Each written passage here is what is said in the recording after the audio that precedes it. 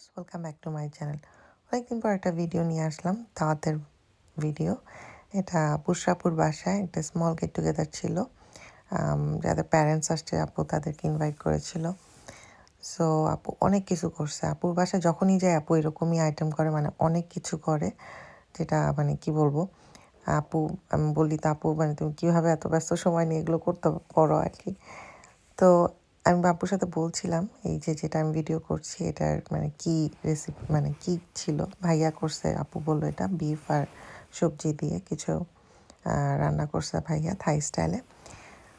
আর তারপরে ছিল চিকেন কাবাব, প্রন মালাইকারি, ভর্তা ছিল অনেক রকমের, মিষ্টি কুমড়া ভর্তা, আলু ভর্তা, তারপর বেগুন ভর্তা, টমেটো ভর্তা। এগুলো আপুর আপুর বাগানের, আপু বলল যেগুলো করছে। পুডিংটার লুকস এত সুন্দর এবং এটার টেস্টও অনেক মজার ছিল। এটা ভাইয়া বানাইছে, মানে আপু বলতেছে আলায়না আলিজা কাপ কেক করছে, আর এই ডেজার্টটা আপু করছে। আমি আমি খালি বলতেছিলাম যে ভাইয়াও মাশাআল্লাহ দিলে অনেক কিছু করে, হেল্প করে, লাইক আমাকে যেমন শাহেদ হেল্প করে ঠিক ওরকমই। আপুর বাসায় যতবারই যাই খুব ভালো লাগে। বাসাটা অনেক সুন্দর করে আপু সাজাইছে। সত্যি কথা বলতে যতবার যাই অনেক ভালো লাগে, আমার আম্মুরও ভালো লাগে।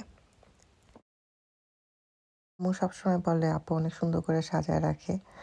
যত এই পর্যন্ত আম্মু যতবার গেছে, আমি আসলে ওরকম ভিডিও করতে পারিনি পুরো বাসাটা। আপু অনেক সুন্দর করে বাসা সাজায় রাখছে সত্যি বলতে।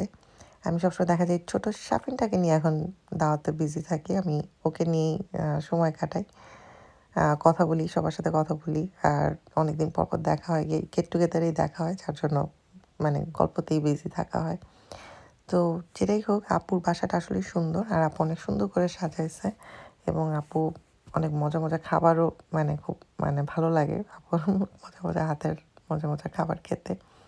যাই হোক, আমি আর ব্লগটা বড় না করি, কারণ ওসব ভিডিও ক্লিপও নেই। সো কিছু ছবি শেয়ার করি। যদি ভালো লেগে থাকে প্লিজ সাবস্ক্রাইব মাই চ্যানেল এবং অবশ্যই একটা লাইক বাটনে ক্লিক করে দিবেন। আবার দেখা হবে নেক্সট কোনো এক ব্লগে। বাই।